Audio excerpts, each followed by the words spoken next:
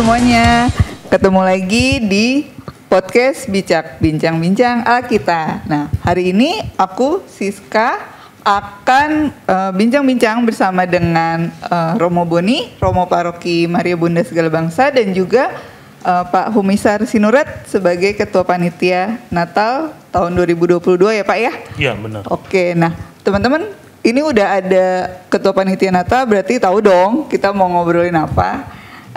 Kali ini kita akan ngobrolin seputar Natal gitu ya. Nah, biasanya rangkaian Natal itu dimulai dari Advent nih teman-teman. Nah, jadi kita mesti tahu dulu nih tema AAP kita tahun ini apa gitu ya. Nah, ini untuk yang ini aku mau tanya ke Romo dulu nih. Jadi Romo, tahun ini kita tema AAP-nya nih apa nih Romo?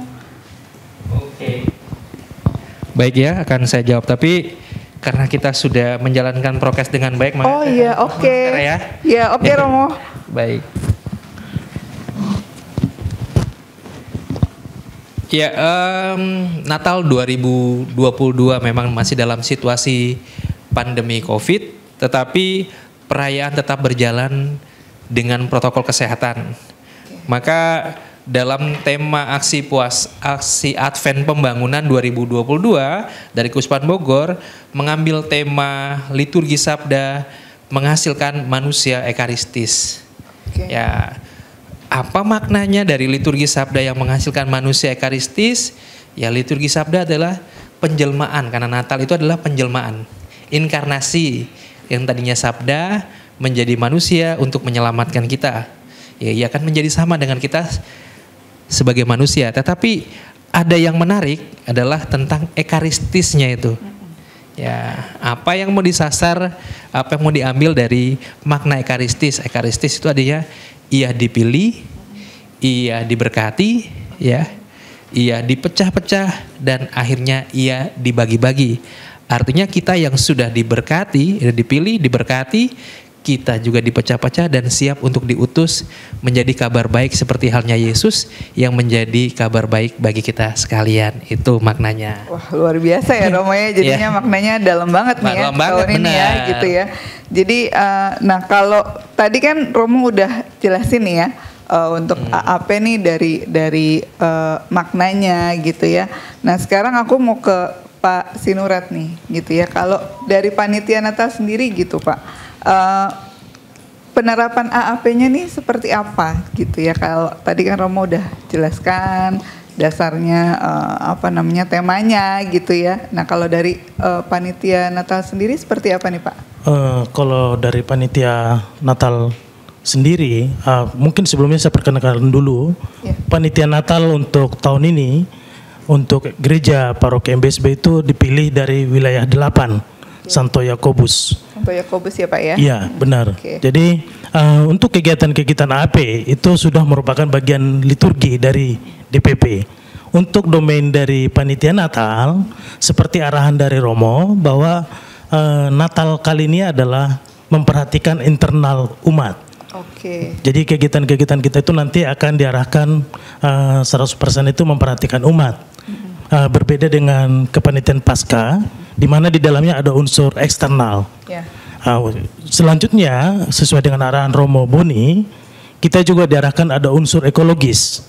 Kebetulan gereja kita itu punya lahan kosong di Villa Nusa Indah 3. Itu menjadi salah satu concernnya juga Romo, bagaimana bisa memanfaatkan lahan ini. Jadi selain kita bisa memelihara lingkungan, arahan Romo itu juga kita bisa menyediakan daun palma. Karena kita sering kesulitan untuk penyediaan daun palma pada saat Minggu Palma. Jadi itu ya Romo ya. Jadi kurang lebih seperti itu kegiatan-kegiatan yang diarahkan oleh Romo untuk panitia Natal yang sekarang. Jadi lebih banyak kegiatannya itu ke umat sendiri ya Pak ya, kayak kegiatan sosialnya semua lebih ke dalam ya, kalau gitu ya Romo ya kan. Kalau Paskah kan biasanya kita ada kayak sosial ke luar, membantu warga sekitar yang di luar umat gereja gitu ya Romo ya. Nah, kalau yang kali ini lebih ke umat kita sendiri gitu ya Romo ya, kurang lebih ya. Ya kalau boleh menambahin dari Pak Sinurat ya, dari Ketua Panitia Natal itu, kenapa dalam pelaksanaan AAP tahun 2022 ini kita lebih concern ke dalam, karena selama beberapa tahun ini kan kita juga membantu yang ada di sekitar kita, bukan hanya umat kita. Nah, di Hari Raya Natal ya, dalam menyambut Hari Raya Natal tahun 2022 ini, kita ingin membuat sesuatu yang berbeda supaya karena pandemi yang memang sampai saat ini juga belum berakhir ya, tapi situasinya, suasananya sudah sedikit lebih kondusif dengan pelaksanaan penerapan protokol kesehatan di gereja dan juga vaksin yang dilaksanakan dari pemerintah dan juga gereja ikut ambil bagian di situ. Ya, kita berusaha supaya umat juga bisa merasakan hari raya yang mana setelah tahun 2020 dilanda pandemi, banyak sekali saudara-saudara kita yang mungkin ya merindukan untuk datang ke gereja. Seperti itu. Maka dengan sapaan kita dalam kegiatan menyambut Hari Raya Natal 2022 ini, ya gerakannya ke dalam supaya mereka kembali dulu ke gereja nih. Ketika sudah sama-sama kembali ke gereja, kita bisa berbuat banyak untuk orang-orang lain di sekitar kita, begitu. Ya. Jadi lebih ke ajakan balik lagi nih ya, Mo ya, yuk ke gereja yuk gitu ya, istilahnya gitu ya Mo ya. Benar. Gitu. Oke, jadi nah Romo ini kan kembali ke gereja gitu ya. Ini juga sekarang di masa adaptasi kebiasaan baru gitu ya, new normal gitu ya kalau kata orang sekarang gitu ya Mo ya, new normal. Nah kalau untuk di Natal kali ini itu sepertinya agak beda ya Mo ya dengan Natal yang sebelum-sebelumnya, kayak lebih kelihatannya lebih banyak dilakukan kegiatan-kegiatannya udah mulai offline ya, atau tatap muka gitu ya Mo ya langsung. Nah ini gimana nih Mo, mungkin dalam memutuskan kan biasanya, karena kan ini juga kayak Romo tadi bilang pandemi kan juga belum selesai nih gitu, dan kemarin-kemarin sempat kondisinya juga kayak belum stabil gitu ya Mo ya. Nah pasti kan dalam mengambil keputusan pasti ada situasi sulit gitu ya Mo ya. Nah untuk Romo sendiri nih kira-kira gimana nih Mo? Ya pertama-tama untuk memutuskan dalam perayaan Ekaristi ya, perayaan liturgi Natal bisa dilaksanakan seperti apa, tentu saya tidak bisa memutuskan sendiri. Ya kita berdasarkan apa yang terjadi ya, situasi saat ini. Ya juga berdasarkan pertimbangan gereja-gereja atau bersama dengan para imam lainnya, bersama dengan Bapak Uskup, bahwa perayaan Natal silakan diselenggarakan dengan taat protokol kesehatan. Tetapi perlu diingat juga jangan hanya membatasi ya, tapi undanglah mereka supaya banyak yang hadir ke gereja. Tapi jangan lupa protokol kesehatan itu penting, perlu. Maka saya memutuskan perayaan Ekaristi, perayaan Natal saat ini itu lebih banyak ya yang hadir ya. Kami menyediakan kapasitas lebih banyak daripada yang sebelumnya, dan juga jarak misa antara yang satu dengan yang lain juga agak jauh lebih lama gitu ya. Ya, supaya umat yang hadir dan juga nanti setelah selesai perayaan yang pertama tidak bertabrakan ya, tidak, artinya tabrakan itu waktunya gitu ya, pengen buru-buru datang dan duduk di dalam gereja begitu ya. Saya mengetahui kerinduan umat untuk datang Ekaristi, apalagi perayaan hari raya itu menjadi kerinduan bagi mereka sekalian. Maka gereja memutuskan perayaan ini dilaksanakan dengan semeriah mungkin, tetapi tetap taat protokol kesehatan. Bahkan dari panitia sendiri sudah mempersiapkan petugas kesehatannya ya, Pak. Sudah, Romo. Ya, kita sudah petugas kesehatannya apabila kami tidak mengharapkan terjadinya sesuatu yang tidak enak gitu ya. Tapi kami tetap menyediakan sebagai tindakan preventif seperti itu. Jadi sudah lengkap nih ya. Lengkap, benar. Jadi benar-benar istilahnya umat yuk ke gereja, tapi kita juga udah ajakannya bukan hanya sekedar mengajak ya, tetapi juga mengingatkan ya, supaya mereka yakin ya bahwa mereka melalui Ekaristi ini ya tadi menjadi manusia yang ekaristis itu juga harus menjadi berkat bagi orang lain kan? Betul. Bukan hanya membawa memberatkan ya, tapi menjadi berkat begitu. Harus menjadi berkat ya Romo ya gitu ya. Kemudian berarti ini balik lagi ke gereja, berarti udah bebas datang nih ya Mo ya? Bebas datang tanpa ada kuota gitu ya. Ya, seperti silakan memilih jam misa sesuai dengan keinginannya begitu ya. Rayakan Hari Raya Natal ini bersama dengan keluarga sebagai kerinduan umat Kristiani.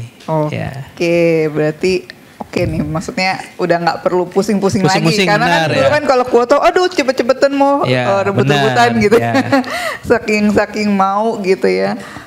Nah, kemudian, nah ini kan kayak yang seperti yang Romo bilang tadi ya, ini pertama kali nih benar-benar Romo buka gitu ya untuk perayaan hari raya besar gitu ya Mo ya, karena waktu pasca kemarin kan belum ya Romo ya, belum semuanya masih sebagian ya Mo ya. Nah, kalau untuk yang kali ini perdana nih seperti yang tadi Romo bilang, umat bebas datang gitu. Nah, selain tadi ada petugas kesehatan, mungkin ada persiapan lain Pak Sinurat yang sudah dilakukan gitu. Kalau persiapan-persiapan dari panitia ini kan sebetulnya kan sudah rutinitas gereja ya. Jadi ada acara Natal, ada acara Paskah. Jadi seperti panitia-panitia sebelumnya itu banyak kegiatan yang harus dipersiapkan karena animo umat kita itu kan biasanya kan kalau perayaan besar itu ya Romo ya akan lebih besar. Jadi bisa jadi nanti pada saat satu perayaan itu bisa sampai 3.000 umat. Jadi untuk mengantisipasi ini yang 3.000 ini kita sudah mempersiapkan semua mulai dari kedatangan umat sampai nanti pulangnya itu kita benar-benar kita hitung biar tidak terjadi kekacauan, terutama nanti penumpukan dan lain sebagainya seperti itu. Jadi dari sisi parkirnya, dari sisi keamanannya, seperti tadi yang disampaikan dari seksi kesehatannya, itu semua panitia sudah mempersiapkan. Jadi mohon kepada seluruh umat nggak usah khawatir bahwa perayaan ini kita benar-benar kita persiapkan, baik dari sisi kesehatan, keamanan, semua kita siapkan.